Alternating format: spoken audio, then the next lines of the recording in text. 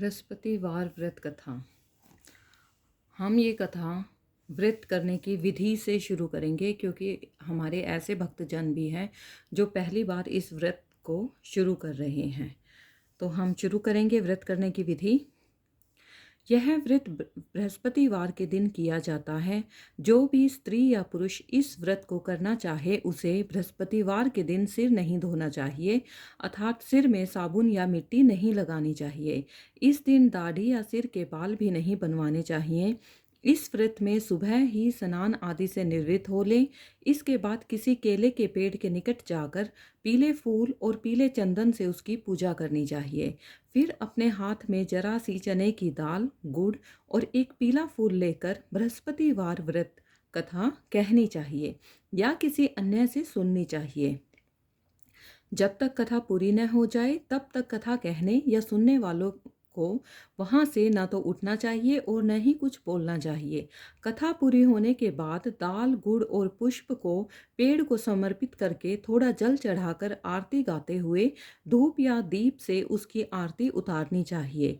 अगर केले का पेड़ न मिल सके तो यह सारी क्रिया विधि विष्णु भगवान की मूर्ति या चित्र के सम्मुख रखनी चाहिए। व्रत वाले दिन केवल एक ही समय भोजन किया जाता है। भोजन में चने की दाल, चने का हलवा आदि पीला आहार ही ग्रहण करना चाहिए।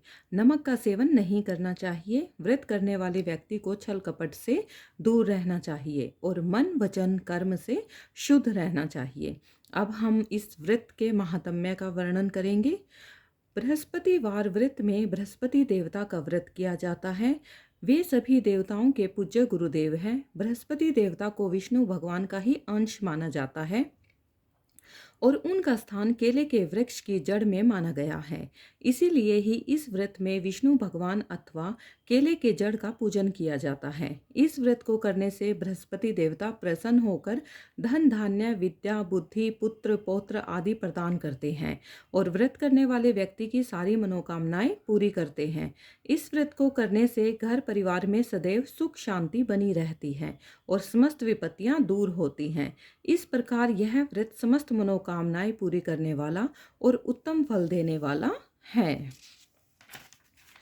बृहस्पतिवार की व्रत कथा अब हम शुरू करेंगे। ओम श्री बृहस्पति देवाय नमः।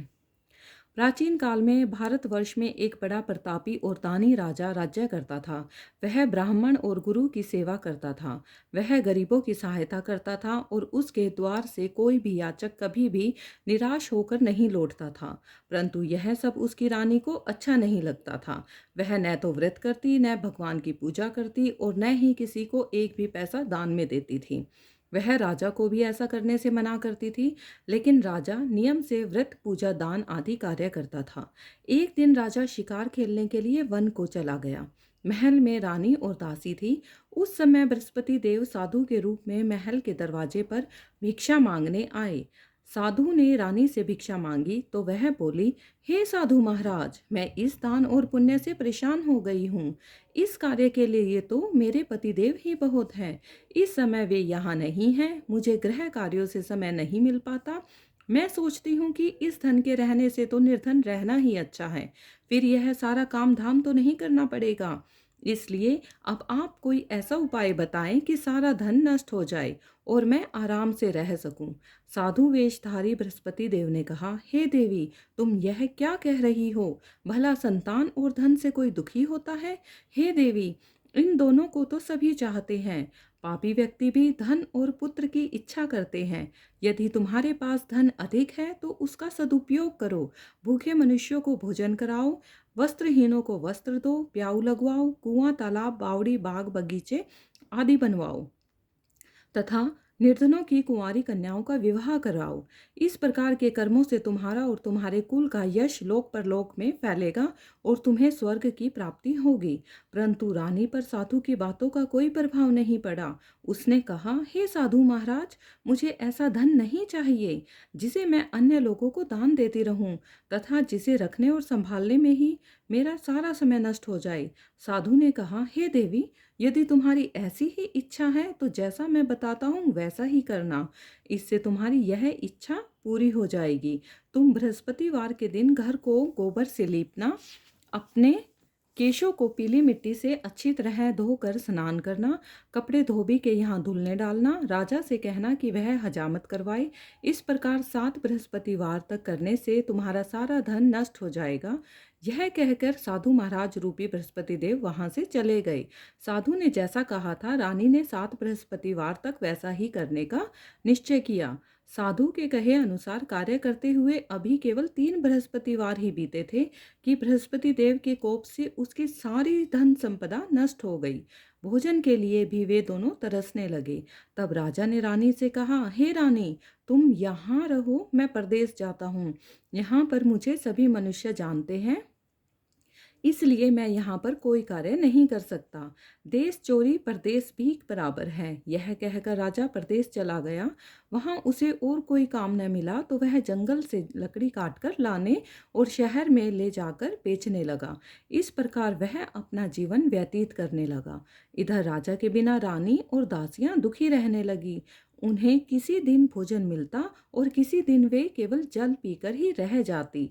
एक बार रानी और दासियों को 7 दिन तक भोजन नहीं मिला तो रानी ने अपनी दासी से कहा, यहाँ पास ही के नगर में मेरी बहन रहती है, वह बहुत धनवान है। तू उसके पास जा और उससे 5 सेर बेझर मांग ला, जिससे कुछ दिन के लिए गुजर हो जाएगी। दासी रानी के बहन के यहाँ गई। उस दिन बृहस्पतिवार था। रानी की बहन उस समय बृहस्पति देव की पूजा कर रही थी। दासी ने रानी की बहन से कहा, हे रानी, मुझे आपकी बहन ने भेजा है, मुझे 5 सेर बेझर दे दो। दासी ने कई बार कहा, परंतु रानी की बहन ने कोई उत्तर नहीं दिया, क्योंकि वह उस समय बृहस्पतिवार की व्रत कथा सुन रही थी। जब रानी की बहन ने दासी को कोई उत्तर नहीं दिया तो वह बहुत दुखी होकर लौट गई। लौटकर उसने रानी से कहा, हे रानी, आपकी बहन बहुत ही घमंडी स्त्री है, वह छोटे लोगों से बात भी नहीं करती। मैंने उससे कहा तो उसने कोई उत्तर नहीं दिया। मैं वापस चली आई। रानी बोली, इसमें उसका कोई दोष नहीं है, बुरे दिनों में कोई सहारा नहीं देता, अच्छे बुरे का पता विपत्ति के समय ही चलता है, यह सब हमारे भाग्य का दोष है। इधर जब रानी की बहन कथा सुनकर उठी तो उसने सोचा कि मेरी बहन की दासी आई थी, परंतु व्रत की कथा सुनने के कारण मैं उससे नहीं बोली, इससे वह बहुत दुखी हुई होगी। वह अपनी बहन के घर गई और बोली, हे बहन, जब तुम्हारी दासी गई थी तब मैं बृहस्पतिवार के व्रत की कथा सुन रही थी। जब तक कथा होती है तब तक न तो वहाँ से उठते हैं और न ही बोलते हैं, इसलिए मैं नहीं बोली। अब तुम बताओ कि तुमने दासी क्यों भेजी थी? रानी बोली, बहन, मेरे घर अनाज नहीं था, इसलिए मैंने दासी को तुम्हारे पास 5 सेर बेझर लेने के लिए भेजा था। रानी की बहन ने कहा, बहन, बृहस्पति देव सबकी मनोकामना पूर्ण करते हैं, फिर जाकर देखो, शायद तुम्हारे घर में अनाज रखा हो। यह सुनकर दासी ने घर के अंदर जाकर देखा तो वहां उसे एक घड़ा भेजर से भरा हुआ मिल गया। उसे बहुत हैरानी हुई, क्योंकि वह पहले भी एक एक बर्तन देख चुकी थी। उसने बाहर आकर रानी को इस बारे में बताया। दासी ने अपनी रानी से कहा, हे रानी, देखो, वैसे भी अन्न के अभाव में तो हम रोज ही व्रत करते हैं, इनसे व्रत की विधि और कथा पूछकर हम भी उस व्रत को किया करेंगे। दासी ने ऐसा कहने पर रानी ने अपनी बहन से बृहस्पतिवार के व्रत के बारे में पूछा। उसकी बहन ने बताया, बृहस्पतिवार के व्रत में बृहस्पतिवार के दिन चने की दाल और मुनक्का से विष्णु भगवान का केले की जड़ में पूजन करना और दीपक जलाना चाहिए, पीला भोजन करना चाहिए तथा कथा सुननी चाहिए। इस प्रकार करने से बृहस्पति देव प्रसन्न होकर अन्न, पुत्र और धन देते हैं तथा सारी मनोकामनाएं पूर्ण करते हैं। व्रत और पूजन की विधि बताकर रानी की बहन अपने घर लौट गई। रानी और दासी दोनों ने निश्चय किया कि वे बृहस्पति देव का पूजन जरूर करेंगी। 7 दिन केले की जड़ तथा विष्णु भगवान की। 7 दिन बाद बृहस्पतिवार के दिन उन्होंने व्रत रखा। वे गुड़साल में जाकर चना और गुड़ बीन लाई तथा उससे केले की जड़ तथा विष्णु भगवान की पूजा की। अब पीला भोजन कहाँ से आए, यह सोचकर दोनों बड़ी दुखी हुई, पर उनके व्रत करने के कारण बृहस्पति देव प्रसन्न थे। अतः वह एक साधारण व्यक्ति के रूप में 2 थालों में पीला भोजन लेकर आए और दासी को देकर बोले, यह भोजन तुम्हारे और तुम्हारी रानी के लिए है, तुम दोनों इसी भोजन को करना। दासी भोजन पाकर बहुत प्रसन्न हुई और रानी के पास जाकर बोली, रानी जी, भोजन कर लो। रानी को भोजन के आने के विषय में कुछ भी पता नहीं था, इसलिए उसने दासी से कहा, जा तू ही भोजन कर, क्यों व्यर्थ में हमारी हंसी उड़ा रही है। दासी बोली, एक व्यक्ति भोजन दे गया है। अब दोनों ने बृहस्पति देव को नमस्कार कर भोजन किया। उसके बाद वे दोनों प्रत्येक बृहस्पतिवार को बृहस्पति देव का व्रत और पूजन करने लगी। बृहस्पति देव की कृपा से उनके पास फिर से धन हो गया, परंतु रानी पहले की तरह ही आलस्य करने लगी। तब दासी ने कहा, देखो रानी, तुम पहले भी इसी तरह आलस्य करती थी और तुम्हें धन को रखने में कष्ट होता था। इसी कारण से सारा धन नष्ट हो गया था। अब बृहस्पति देव की कृपा से फिर से धन मिला है तो तुम्हें पुनः आलस्य होने लगा है। बड़ी कठिनाइयों के बाद हमने यह धन पाया है, इसलिए तुम्हें दान पुण्य करना चाहिए, भूखे मनुष्यों को भोजन कराना चाहिए तथा प्याऊ लगवानी चाहिए, दीनहीनों को दान देना चाहिए, कुआं आदि का निर्माण करवाना चाहिए, पाठशालाएं बनवानी चाहिए, निर्धनों की कुंवारी कन्याओं का विवाह कराना चाहिए तथा धन को शुभ कार्यों में खर्च करना चाहिए, जिससे तुम्हारे कुल का यश बढ़े और तुम्हें स्वर्ग प्राप्त हो। तो दासी की बात मानकर रानी इसी प्रकार सत्कार्य करने लगी। उसका यश चारों ओर फैलने लगा। उधर जब राजा परदेश गया तो वह वहाँ बहुत दुखी रहने लगा। वह प्रतिदिन जंगल में जाकर लकड़ियाँ काट कर लाता और उन्हें शहर जाकर बेच आता। एक दिन राजा दुखी होकर अपने बीते हुए दिनों को याद करके रोने लगा। तभी वहाँ बृहस्पति देव एक साधु के रूप में आए और राजा के पास आकर बोले, हे लकड़हारे, तुम इस सुनसान जंगल में किस चिंता में खोए हुए बैठे हो, मुझे बताओ। यह सुनकर राजा साधु को प्रणाम कर बोला, हे प्रभु, आप तो सब कुछ जानते हैं। यह कहकर राजा ने साधु को अपनी सारी कहानी सुना दी। महात्मा जी ने राजा से कहा, हे राजा, तुम्हारी पत्नी ने बृहस्पति देव का अनादर किया था, जिसकी वजह से तुम्हारी यह दशा हुई। अब तुम किसी प्रकार की चिंता न करो, भगवान तुम्हें पहले से भी अधिक धन देंगे।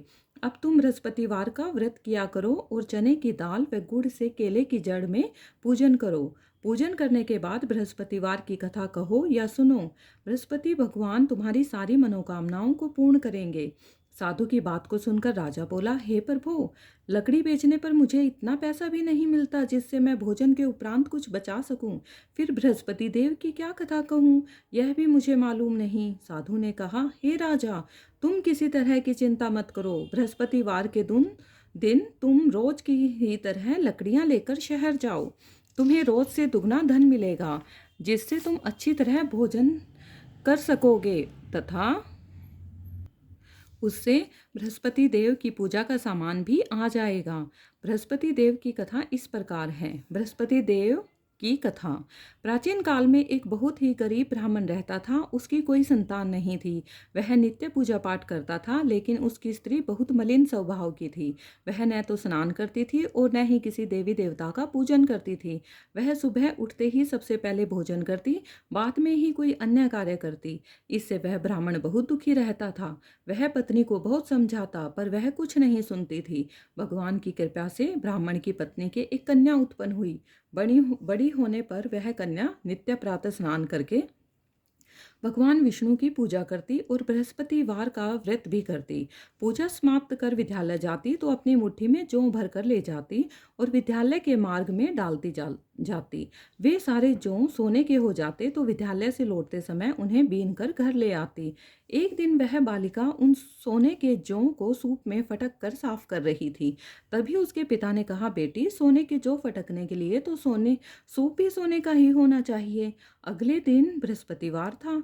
उस बालिका ने व्रत रखा और बृहस्पति देव से प्रार्थना की, हे प्रभु, यदि मैंने सच्चे मन से आपकी पूजा की है तो मुझे सोने का सूप दे दो। बृहस्पति देव ने उसकी प्रार्थना को स्वीकार कर लिया। प्रतिदिन की तरह वह बालिका जौ फैलाती हुई विद्यालय चली गई। विद्यालय से लौटकर जौ बीनते समय उसे बृहस्पति देव की कृपा से सोने का सूप मिल गया। उसे घर लाकर वह उससे जौ साफ करने लगी। एक दिन वह कन्या सोने के सूप में उन सोने के जौ को साफ कर रही थी। उसी समय उस नगर का राजकुमार वहां से गुजरा। इस कन्या के रूप, शील और गुणों को देखकर वह उस पर मोहित हो गया। राजमहल लौटकर उसने भोजन और जल त्याग दिया और वह उदास होकर लेट गया। राजा को जब राजकुमार के अन्न जल त्यागने के बारे में पता चला तो वह अपने प्रधानमंत्री के साथ राजकुमार के पास गया और बोला, हे पुत्र, तुम्हें क्या कष्ट है? किसी ने तुम्हारा अपमान किया है या कोई और कारण है तो मुझे बताओ, मैं वही करूंगा जिससे तुम प्रसन्न हो। अपने पिता की बातें सुनकर राजकुमार ने कहा, आपकी कृपा से मुझे किसी प्रकार का दुख नहीं है और न ही किसी ने मेरा अपमान किया है, लेकिन मैं उस लड़की के साथ विवाह करना चाहता हूँ जो सोने के सूप में सोने के जौ साफ कर रही थी। यह सुनकर राजा को आश्चर्य हुआ और वह बोला, हे पुत्र, तुम ही इस तरह की कन्या का पता बताओ, मैं तुम्हारा विवाह उसी के साथ अवश्य ही कर दूंगा। राजकुमार ने राजा को उस कन्या के घर का पता बता दिया। प्रधानमंत्री उस लड़की के घर गया और राजकुमार की इच्छा के बारे में ब्राह्मण को बताया। कुछ ही दिन बाद ब्राह्मण ने अपनी कन्या का विवाह राजकुमार के साथ कर दिया। कन्या के घर से जाते ही वह ब्राह्मण पहले की ही तरह गरीब हो गया। अब भोजन के लिए अन्न भी बड़ी कठिनाई से मिल पाता था। एक दिन दुखी होकर ब्राह्मण अपनी पुत्री से मिलने गया और उसे सारा हाल बताया। कन्या ने अपने पिता को बहुत सा धन देकर विदा किया। इस प्रकार ब्राह्मण का कुछ समय सुखपूर्वक बीता, लेकिन कुछ दिनों बाद फिर वही हाल हो गया। ब्राह्मण अपनी कन्या के यहाँ गया और सारा हाल बताया तो उसने कहा, हे पिताजी, आप माताजी को यहाँ लिवा लाइए, मैं उन्हें वह विधि बता दूंगी जिससे हमेशा के लिए आपकी गरीबी दूर हो जाएगी। ब्राह्मण घर गया और अपनी पत्नी को साथ लेकर अपनी पुत्री के पास पहुंचा तो पुत्री ने अपनी माँ को समझाते हुए कहा, हे माँ, तुम प्रातःकाल उठकर सबसे पहले स्नान आदि करके विष्णु भगवान का पूजन किया करो, तो तुम्हारे घर की सारी दरिद्रता दूर हो जाएगी। लेकिन उसकी माँ ने उसकी बात नहीं मानी। एक दिन उसकी पुत्री को बड़ा गुस्सा आया और उसने रात में एक खाली कोठरी में अपनी माँ को बंद कर दिया। प्रातःकाल उसे निकालकर और स्नान आदि करा के पूजा पाठ करवाया तो उस ब्राह्मणी की बुद्धि ठीक हो गई। अब वह नियम से पूजा पाठ करती और प्रत्येक बृहस्पतिवार को व्रत रखती। इस व्रत के प्रभाव से ब्राह्मण और ब्राह्मणी भी बहुत धनवान और सुखी हो गए तथा बृहस्पति देवता के प्रभाव से इस लोक का सुख भोग कर वे दोनों स्वर्ग को गए। इस तरह कथा कहकर साधु देवता वहां से अंतर्धान हो गए और बृहस्पतिवार के दिन राजा जंगल से लकड़ी काटकर उन्हें शहर में बेचने गया। उस दिन उसे बाकी दिनों से अधिक धन मिला। राजा ने चना गुड़ आदि लाकर बृहस्पतिवार का व्रत किया। उस दिन से उसके सारे कलेश दूर हो गए, पर अगले बृहस्पतिवार को वह व्रत करना भूल गया। इस वजह से बृहस्पति देव उससे नाराज हो गए। उस दिन उस नगर के राजा ने एक विशाल यज्ञ का आयोजन किया और उसने अपने पूरे राज्य में घोषणा करवा दी कि कोई भी व्यक्ति अपने घर में भोजन न बनाए और न ही आग जलाए। सभी लोग हमारे यहाँ आकर भोजन करें।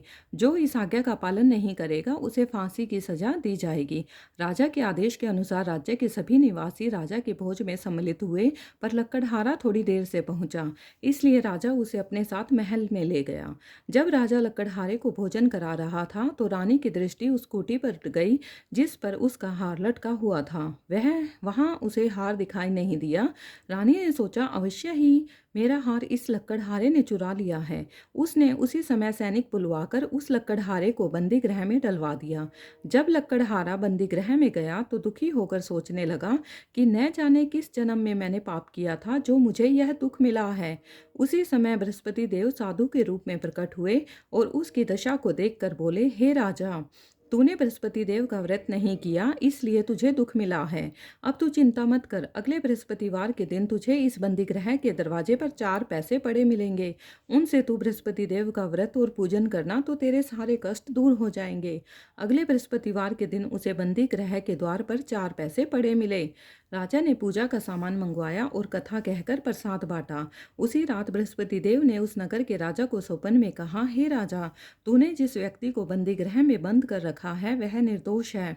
वह एक अन्य नगर का राजा है, उसे छोड़ दे। रानी का हार उसी खूंटी पर लटका हुआ है।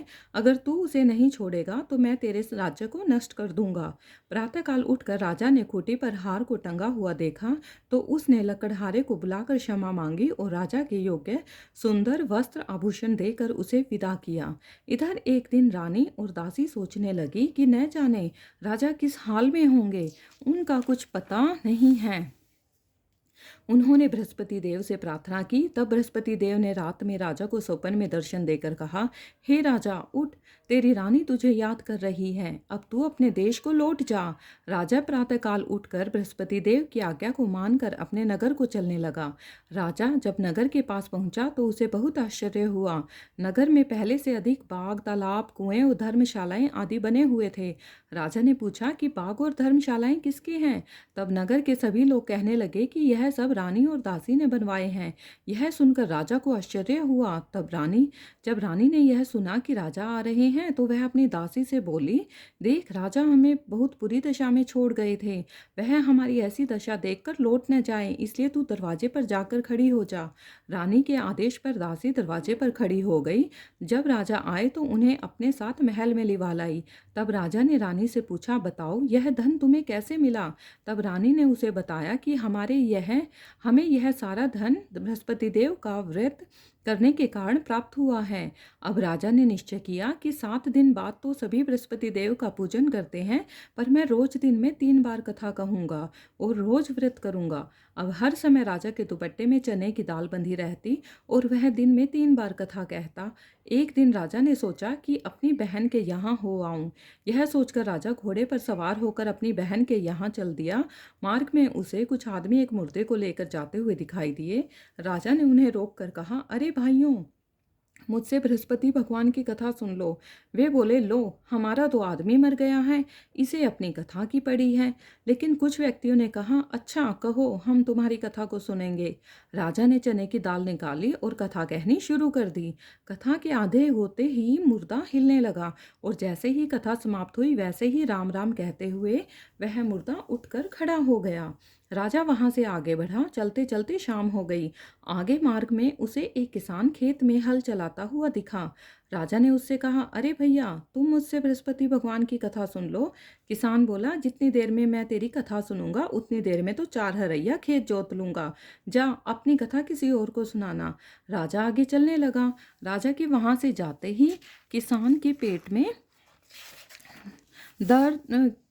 के बैल पछाड़ खाकर गिर गए और किसान के पेट में बहुत तेज दर्द होने लगा। उसी समय किसान की माँ रोटी लेकर खेत पर आई।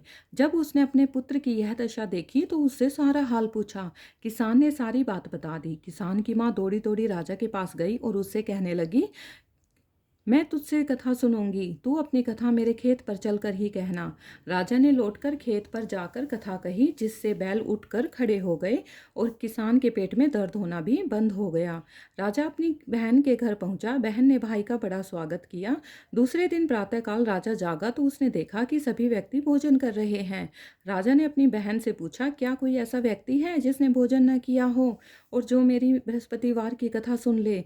बहन ने कहा, हे भैया, यहाँ के लोग तो पहले भोजन करते हैं, बाद में अन्य काम करते हैं।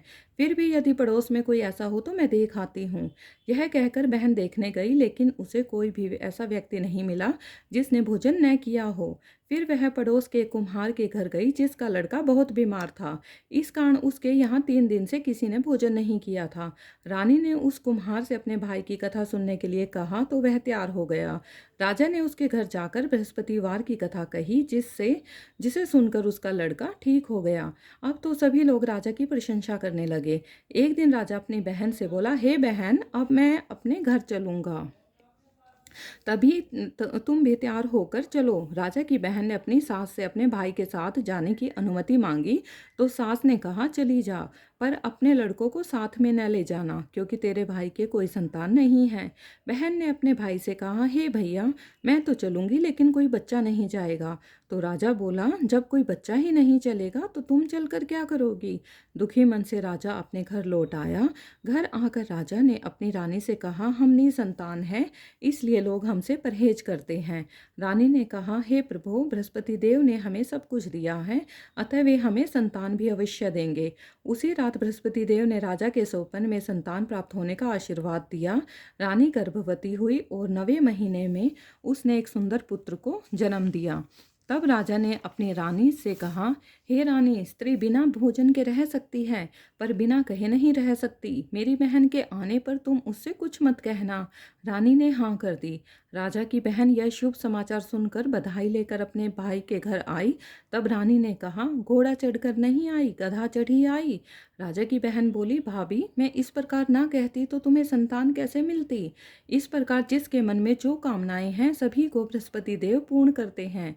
जो व्यक्ति नियम से सद्भावना पूर्वक बृहस्पतिवार का व्रत करता है और कथा पढ़ता है या सुनता है, बृहस्पति देव उसकी सारी मनोकामनाएं पूरी करते हैं और सदैव उसकी रक्षा करते हैं।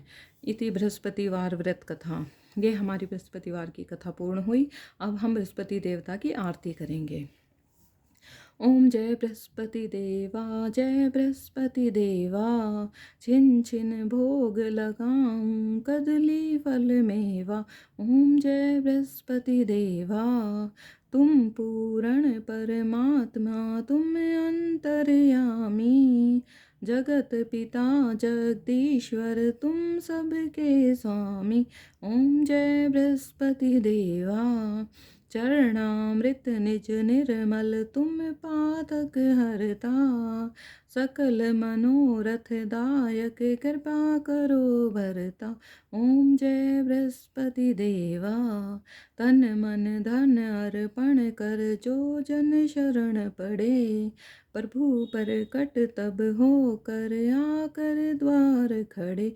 ओम जय बृहस्पति देवा, दीन दयाल दयानिधि, भक्तन हितकारी, पाप दोष सब हरता, भव बंधन हारी।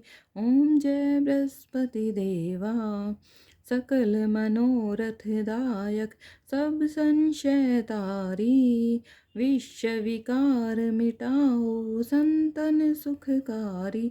ओम जय बृहस्पति देवा, जो कोई आरती तेरी प्रेम सहित गावे, जेठानंद आनंद कर, सो निश्चय पावे। ओम जय बृहस्पति देवा, ओम जय बृहस्पति देवा। देवाय नमः।